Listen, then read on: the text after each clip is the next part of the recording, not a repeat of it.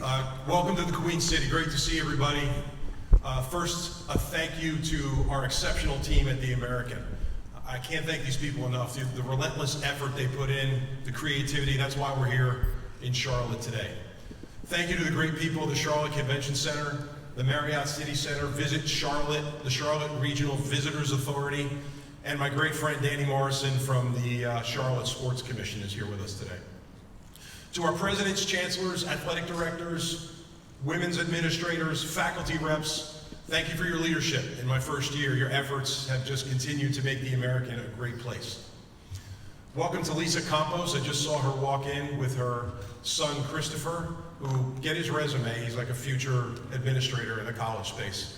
And Mike Hill, the athletic director from Charlotte, and the newly anointed chair of our ADs group is also with us today. Welcome to CFP Executive Director Rich Clark and his staff, our friends from the Cotton, Fiesta, Independence, and Orange Bowls, and ESPN events. We have two exceptional leaders in the American retiring this year. Navy Athletic Director Chet Gladchuk, truly a fixture in the industry. The guy's been around longer than the furniture. And USF's remarkable president, Rhea Law. Their impact on the American and on student athletes really cannot be measured. Welcome to our football student athletes. I see you guys all over the place. Saw you at the hotel, seen you in the elevator, saw you try to hit some home runs last night, try being the key word. These 2 days are really about you. It's about your hard work, it's about your stories, and it's about the season ahead. 30 years ago, I was getting ready for my last training camp at Rutgers, and man, do I miss it. So take it all in, feel lucky. Make the most of your opportunities. One thing I know is they won't last forever. Represent us with passion, with grit, with integrity. I couldn't be more excited to get out there and watch you play this season. To our veteran head coaches, welcome back. The effort you put into elevating your programs for the American is truly appreciated. And to our first-year head coaches, we won't call you rookies. We love that you're here, and we're excited for what's ahead. Members of the media, thank you for the effort to be here. The best way to describe what you do, it's so important. Like, you shine the light on student athletes. You are our storytellers. You play a vital role in what we're building and how we're elevating the American Conference. And always great to have fans here. Saw many of you outside. Thanks for joining us for Media Day. We hope you have a great time. So there was a recent tragedy in our conference office home state of Texas, particularly in Hill County, where the loss of life included many young people. We're praying every day for every family that was affected and for the first responders. I bring this up because it's important to be grateful for today. Tomorrow is not guaranteed. Nothing is guaranteed. And whatever you do today, don't pass up the opportunity to tell people that you love how you feel about them. So I stood up here a year ago. I was 6 weeks into the job as commissioner of Football Media Day. What a smooth, uneventful year in college sports, right? Nothing happened. But the list of hot topics is growing, so let's talk about it. The House settlement. First thing, I want to thank our colleague conferences and the NCAA for serving as frontline defendants. It was a lot of work. The House settlement's historic. It marks a new era in collegiate athletics. It's not perfect. It's not flawless. It's a step towards modernization, what this industry desperately needs. While we were not a defendant in that case, we opted in, including to the revenue sharing model. Why? It's critical to the future and another illustration of our commitment to consistently invest in student athletes. It's also important that we wrap our arms around, and it's not easy to do, everything that's happening in Washington, D.C. right now. Federal engagement in college athletics is intensifying. Why? Because it's important and people care about it. President Trump issued an executive order saving college sports, creating federal guidelines for name, image, and likeness, for protections of non-revenue sports. Meanwhile, Congress is introducing and advancing two contrasting bills, the SCORE Act, which has been cleared by the committee and is headed to the House, and the athlete-centric College Athlete Economic Freedom Act. These actions underscore the growing pressure to establish a uniform national standard for compensating and protecting student athletes, while preserving the viability of non-revenue sports.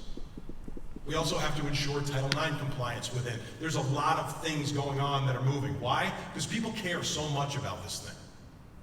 The outcome of these efforts will redefine the structure of college athletics. It will never look the same. Is the employment model the answer? Could it solve some of the challenges? I want to know how that model will protect our Olympic sports athletes. Here's one thing I do know. Compensation brings narrative. We have to avoid the lazy branding that if you're paid, you're a professional. So I know in college sports, because I experienced it, it provides life-changing opportunities for hundreds of thousands of young people. And any solution must protect that. Like the NCAA, we look forward to working with student athletes, lawmakers, and leadership to get on a path that enhances, not erodes, what makes college sports so special. We also have to tackle the transfer portal. I want to thank our coaches, many of them in the room. I want to thank Coach Munkin, who's our AFCA representative, for their leadership, because this is a national conversation. It takes guts to put yourself out there and have an opinion. So we're putting it out there today. Let me tell you a story. Last year, after winning our football championship, Army was on the receiving end of the negative impact of the transfer portal. Instead of playing another league champion in a bowl game, which they were set to do, Marshall reneged on their commitment to play that game, citing an inadequate roster due to transfers during the December portal window. A transfer portal window between the end of the season and bowl games. What the hell are we doing? The current structure is a threat to the game. It's a threat to culture. It's a threat to coaches trying to build their programs. It's a threat to young people, because constant movement de-emphasizes commitment and the true benefits of college sports. We need one portal window at the appropriate time of the year. Student athletes should absolutely have the opportunity to transfer. One time, freely. Coaches change. Family situations change. It's reasonable. But beyond that transfer, maybe additional transfers should perhaps require the year in waiting. So let's talk about the college football playoff. Perhaps no better example in the industry right now of progress plus pressure. Rich Clark and I have some things in common. We both played college football, and when we stepped into our new roles, we each entered a CFP system that was vastly different from the one that existed when we accepted the jobs. So it's important for everybody to just understand the state of play. Like, let's educate the room on what's happening. Prior to our arrival, a legal document, the famed MOU that you read about, was signed by every commissioner in that room. And while I wasn't part of that process, I now operate within the terms of that agreement. One that grants authority to Big Ten Commissioner Tony Petitti and SEC Commissioner Greg Sankey to meaningfully consult with and act on behalf of all FBS conferences and college football to make decisions on what they believe is best for the game and for the playoff. That change, while legal and agreed upon, naturally centralizes influence and decision-making around the college football playoff. Let me be very, very clear. This is not a criticism. It's an explanation of how the system currently works.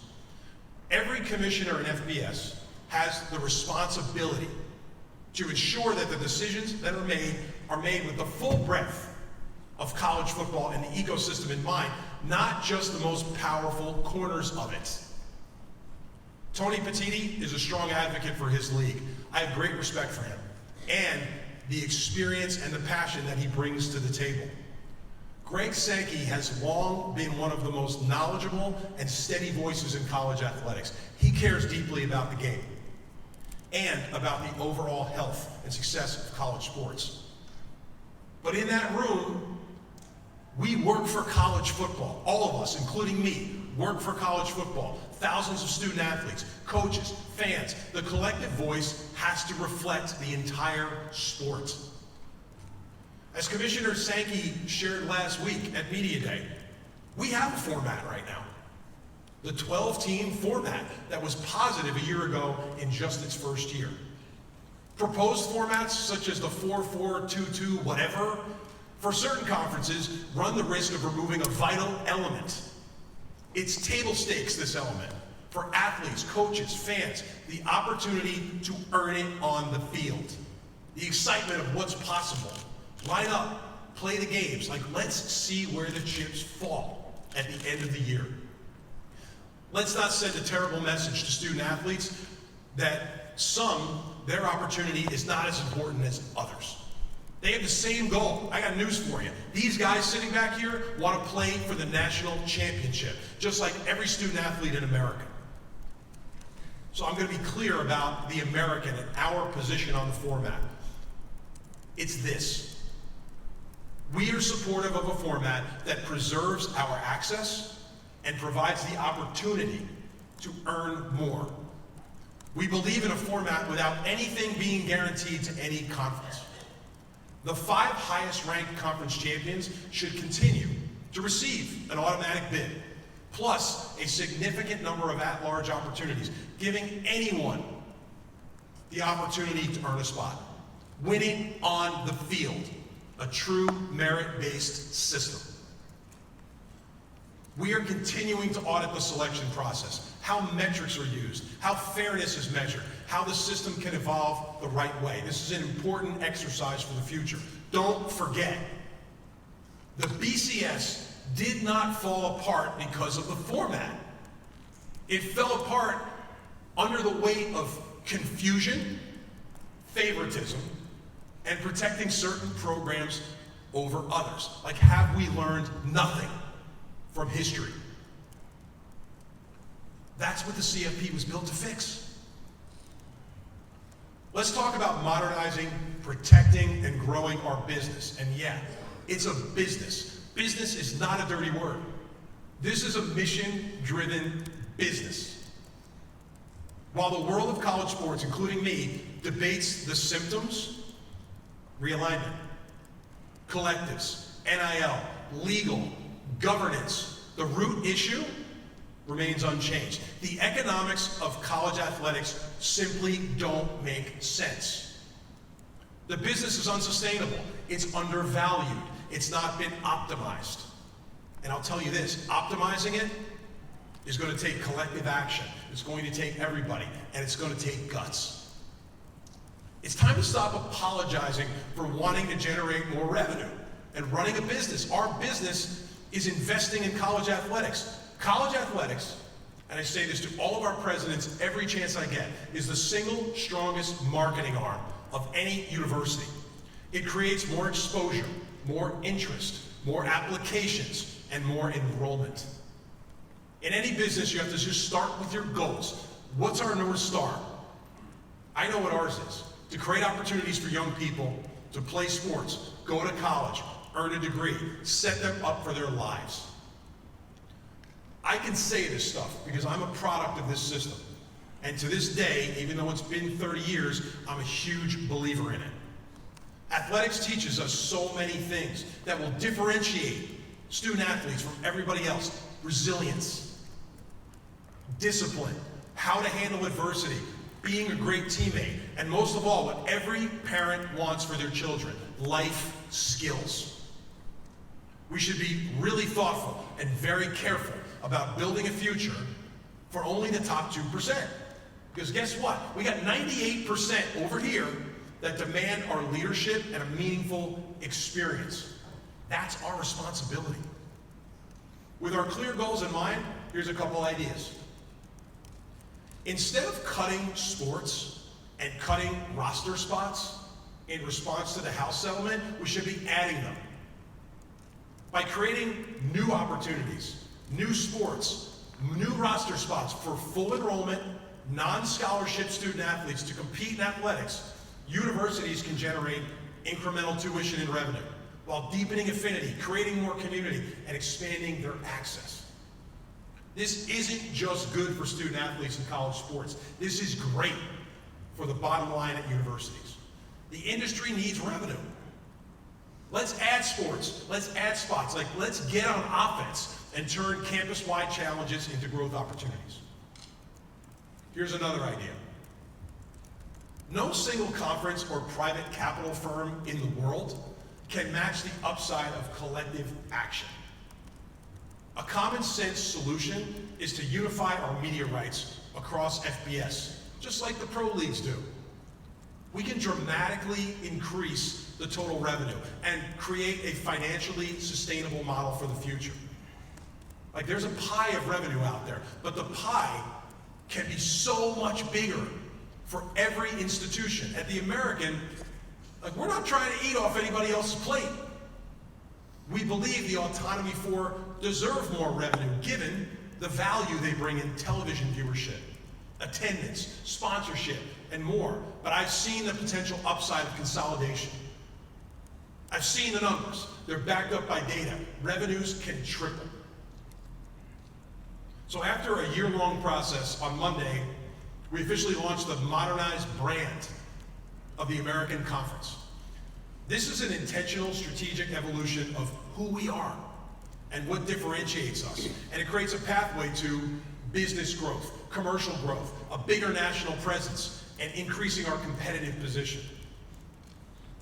A brand is more than a logo. And you know what? The numbers proved it. We turned this thing on Monday, and let me tell you what happened. 1,600 media stories and mentions, a potential reach of over 1 billion, with a B, people. We saw an estimated 3.5 million views, and most notably, generated almost $10 million in earned media advertising value. That's what happens when you spend a year, get on offense, tell your story, and you have clarity and confidence and purpose. I want to thank Carrie Cecil and Hunter Ritz from NHL and my entire staff at The American for their unified effort to bring this brand to life. It took everybody. At the heart of it, I talked to the coaches at dinner last night. We're not trying to be fancy, we're not trying to be slick. It's a simplified name, American Conference. A name our fans and many of you in the media have been using for years. So you know what? We're just going to proudly own it now. We've sunset American Athletic Conference. We've sunset the AAC acronym to eliminate confusion, sharpen our voice, and ensure consistent recognition. And I'll be fining people in the media if I hear you saying those things. We defined our values: innovation, grit, service. That's who we are. It's not just words, it's who we are. We introduce a rally call, Built to Rise. This is not a slogan, it's a mindset.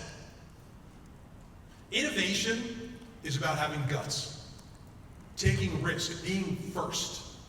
It's about momentum and impact. And this year, we led the way. The American was the first conference to implement a league-wide minimum investment and revenue sharing protocol, ensuring that our student athletes across all 15 institutions are supported equitably.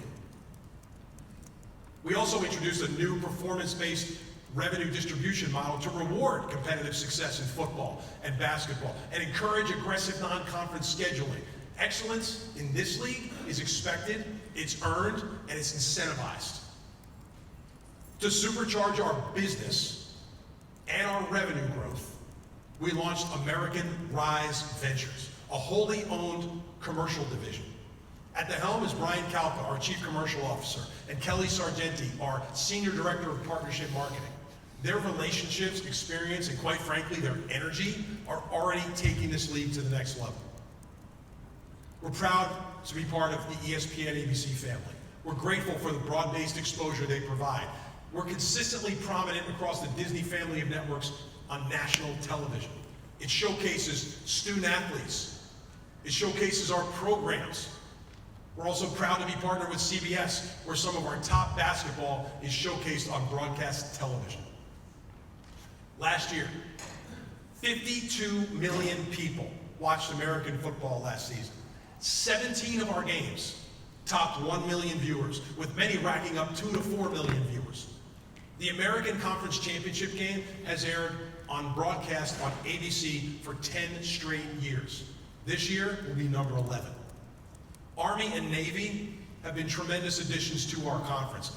Their power of their national brands were showcased last year, both competing against Notre Dame, both those games exceeding 2.5 million viewers. The Army-Navy game drew 9.4 million viewers, the most since 1990 on CBS. In bowl season, 6 of our 8 games surpassed 1 million viewers. broad-based linear exposure, elevation. The American is consistently delivering value and visibility, and we're not stopping. So the biggest bird in college sports this week is Soar the Eagle. And when we first explored the idea of a mascot symbol for the American, I'd be the first to tell you I was skeptical. There were some arguments, there was some knuckle fighting, there were some screaming matches. We talked about symbols that are uniquely American, and nothing measured up to the bald eagle. Strong, bold. Soar went from this idea to a symbol, to a commercial asset, to a content creator, to a community leader. Soar is the first ever conference brand ambassador. Brought to life on Monday in the American, we're the first collegiate conference to pioneer a new model of conference branding that leverages intellectual property, much like you see in pro sports. I'm not going to say this is an original idea, but we're first in college. We're not waiting for this industry, in case you haven't noticed. We're building it, we're leading it, strategically and with purpose and thought along the way. Grit is one of my favorite topics to talk about. I think it has a lot to do with the way I was raised. But it's the engine in the car in this league. Like, we're not slick, we're strong, we're just tough. And I saw it on display last year. Army won 12 games, the most in school history, and earned our football championship in their first year. They were ranked for 10 consecutive weeks, including as high as 16, which was their highest ranking since 1962. They earned it. Memphis won 11 games. Navy won 10 games. Memphis finished in the top 25. We joined the ACC, Big Ten, SEC, and Big 12 as the only conferences in America with 3 10-win teams. 8 of our 14 football programs competed in bowl games. We won the Bowl Challenge Cup. It's this massive trophy that we don't intend to send back to ESPN, by the way, sitting in our office in Dallas. And along the way, we beat Oklahoma, West Virginia, and NC State. We're deep in all of our sports. We saw UTSA this year ride to Austin and beat Texas, the number 2 team in the country, twice to win its first NCAA baseball regional in program history. We closed the year by seeing South Florida, their men's track team 4x400 relay, won an NCAA championship. And just put it out there, like, realignment is happening every day. But I'll tell you what we know about realignment. We know the meaning of it.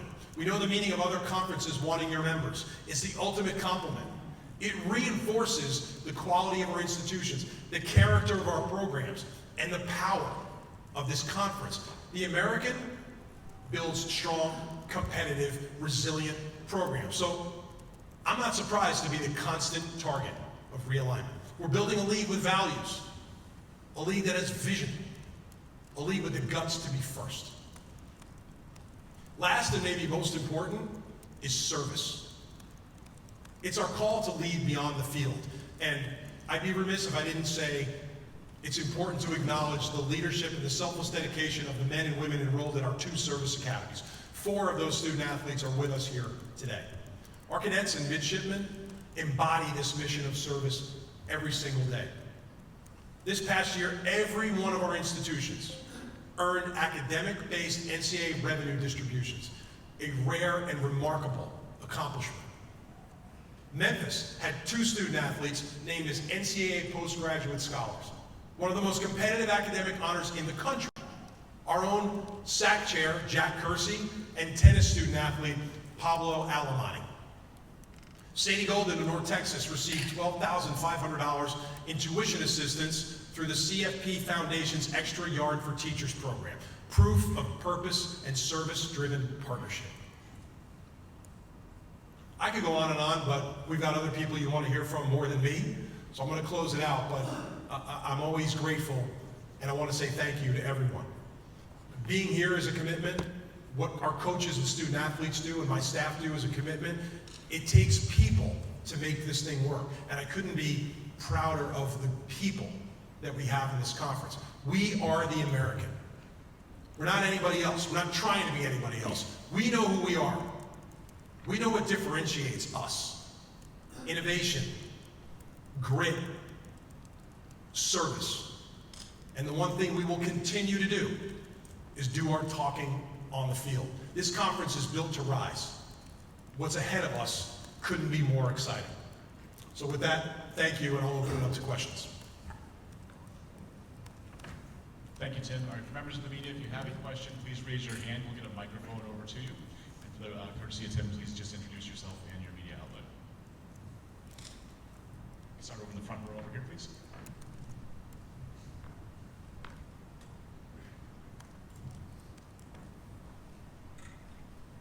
Dan Tortora, wakeupcalldt.com. Tim, how are you?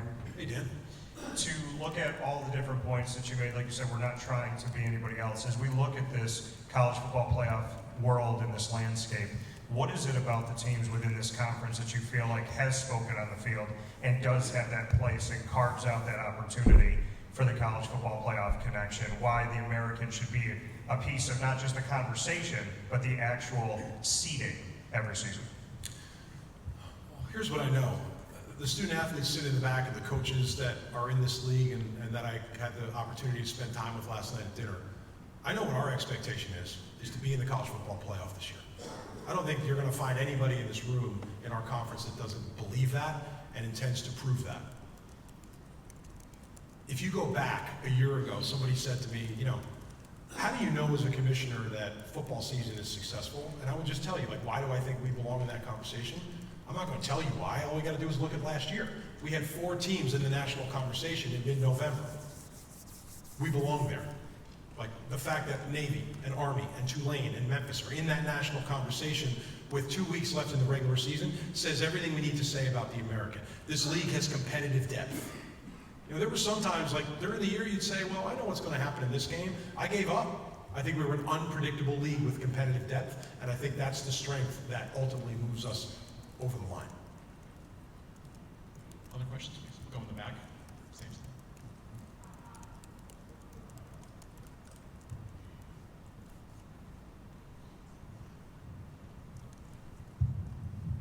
Morning, Tim. Tim Buckley with the Daily Memphian in Memphis. Sticking with CFP, how much do you think your voice is being heard? What will it take for the voice of the non-power conferences to be heard more? Are they willing to listen? The answer to that is yes. What I tell you is when I got the job, Tim, the thing I was most excited about was the CFP meetings. I read about them in the SBJ all the time, and it was like the forbidden city to me. I was like, I can't wait to get in there and see what goes on. Right? But what I tell you about the meetings is there's nothing mysterious about it. Everybody's treating each other in that room with respect. People are listening to each other. So as it relates to our position as a conference, I feel great about the voice that we have in the room. But it starts with respect. I have long-standing relationships with every commissioner in that room. I think that gave me a little bit of a running start when I started the job, that there was no period of time where you needed to get acclimated to people. But it starts with respect. To treat everybody in the room that way. I expect to be treated that way, but I have never in that room spoken and shared and not felt that I was being heard. And I think in general, people need to remove that mystery. People in that room are trying really, really hard because we did something great last year. We have the opportunity to do something great in the future, and these decisions take time. And we know how fans are. We love our fans, but patience is not at the top of their list of things. Over here, third row on the left.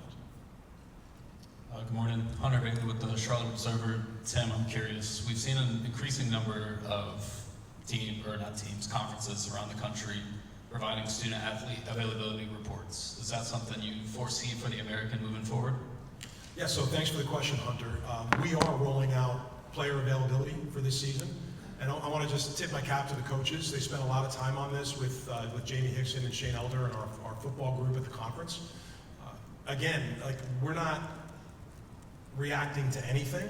We certainly saw it unfold last year. I took the job in June last year, and I think we're a little behind the 8 ball on that, but our coaches did a really great job having a thoughtful process about, okay, well, what's everybody else doing, but we'll put that over here, what works for us. So we will start player availability reporting this season. Player availability will be a game day reporting system, and I think it's an important modernization for where we are as a conference. Staying on the left tip, we'll go to JJ. JJ Perez, Inside Runner Sports. Tim, no preseason media poll this year. What was the thinking behind that? So the preseason media poll, first of all, I felt like you guys got enough to do. You know, I have to vote in a poll. But in all seriousness, we thought really long and hard about this, and I do think you see an industry-wide trend where people are moving away from this. I don't know about you all, and I'm probably older than most of you, but you know, I used to love to go down to this little candy store in my town in New Jersey and wait online when the Athlons and the Lindy's and the Phil Steele magazines came out, you know, just to get them and look at the polls and see who was ranked where. And they were actually pretty damn accurate.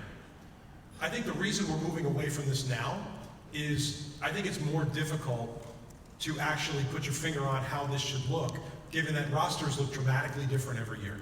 The transfer portal has created a lot of uncertainty and chaos. You know, quite frankly, I think the national polls at some point should follow suit, because it's almost impossible to put something out there that makes logical sense without knowing what rosters look like, and a lot of that is unfolding in the summer. You know, maybe the national polls should start ranking teams after the first month of college football. Like, let's let the result on the field and the product and the results do a little bit of the talking.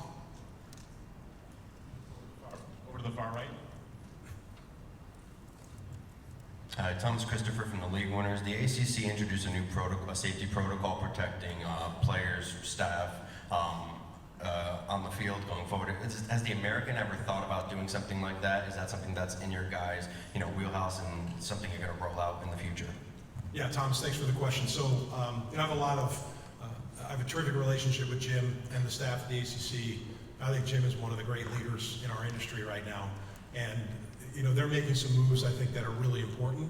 And we're having deep conversations about all of this. And, you know, I had a conversation with Jamie, who runs football for us at the conference, as recently as a few weeks ago about independent medical observers. Like, what are the things that we can do at games to make sure we're protecting the health and interest of student athletes? Like, you know, I know this, and on rainy days I'm reminded of what football can do to your body. You know, this is a physical game. I think I played at a time where we were not athletic and fast and explosive. We were just big. But the sport is you know, more physically demanding than it's ever been. But our number one priority is experience and health and safety of student athletes. So we're knee deep in it, Thomas. Over to the left in the front row, please. Hey Tim, Steve Reed from the Associated Press. Welcome to Charlotte. There were recent reports about Memphis attempting to leave for the Big 12. I wonder if you've talked to their school officials about that, and how do you handle things that come up like that as commissioner when a team is possibly, a school I should say, is possibly wanting to leave the conference? Well, good to see you. Thanks for being here. I was very aware of the conversations. President Hargrave and Ed Scott and I, back to when Ed got hired back in August, like he hasn't been on the job quite a year, we've had very transparent conversations for a year about what's happening. And I understand Memphis's ambition. I think other schools have that ambition. I admire their ambition. Like, I was an athletic director years ago when I took Rutgers into the Big Ten. Your job is to do what you think is best for your school. And I also give them credit for having the guts to go after it. Having said all that, as I said in my speech, the important thing to remember is this: we're not surprised by it, and we're building strong, resilient programs in the conference. So when these things happen, they're not a surprise. I'm very encouraged that our membership continues to operate in a transparent manner as these things come around. Okay, time for just a couple more. We'll go back to the right side. Front right.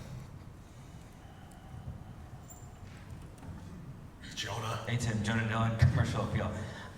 You talked about the potential to consolidate media rights. I'm curious, have you had conversations with other conferences about that, and do you believe that those Power 4 conferences would even have a conversation or be interested in that type of thing? I think there are people out there, Jonah, that are having conversations with the conferences. Have I talked to colleague commissioners about it? I have. And naturally, like, I don't want to pretend to be a magician here and wave a magic wand. Like, unifying media rights would require everyone to think about a date in the future to be able to line that up. And then there's a legislative impact about the Sports Broadcasting Act. Like, there's some hurdles to the whole thing. But as we're thinking about maximizing value in the future, I have talked to some colleague commissioners, and I just think this is something that needs to be on the table. When I say other people are talking to all of us about it, the private capital firms are talking about investment. Why are they talking about investment? They're investing in future growth. That's an area for future growth. All you need to do is look at the NBA and college football. The NBA's TV ratings are about here, and college football in the aggregate is around here. The NBA's media rights, I can't reach that high, and college football in the aggregate is below. So everybody being out there fighting it out for themselves has worked to a point, but given the unsustainable nature of the economics, like they just don't make sense, this is something that can create a financially sustainable future. But whether it's private capital, whether it's smash capital, college sports tomorrow, like there's a lot of ideas out there that are provocative, and I encourage everybody in the industry to listen. Okay, we'll take the last two over on the right side as well. Third. Thomas Christopher from the League Winners again. I'm not sure if you're aware, but there were some, leaked direct messages from a Memphis player and a UTSA quarterback. It really kind of hurts the integrity of the game when things like that are occurring. I know while specifically it's a little hard to control from a general conference level, but how do you go about trying to protect the integrity of the game and the games within your conference going forward? So I'm aware of the situation. Naturally I've been having very open dialogue with Coach Traylor and Coach Silverfield about it.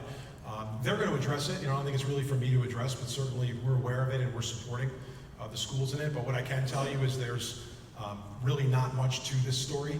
I think a lot of it has been, sensationalized, and some of it, I think, quite frankly, is clickbait. But beyond that, there's no one in this league. The thing to remember on this, Thomas, is like the integrity of the game matters in this league. I've witnessed, like I stood on sidelines last season and shook coaches' hands in pregame and watched players and had personal relationships with a lot of student athletes that have come and gone. The integrity of this thing means something to people in this league. So naturally, anything that flirts with the line, we're going to take seriously. But in this case, I think this is much ado about nothing. Do we have one more on the right? Brandon Bacchus, also with the League Winners. You brought up, how you're building institutions that are consistent targets of possible realignment and expansion of other conferences. Going forward, how are you ensuring that the American Conference is at the forefront of college football, and have there been any discussions of the American possibly expanding its membership?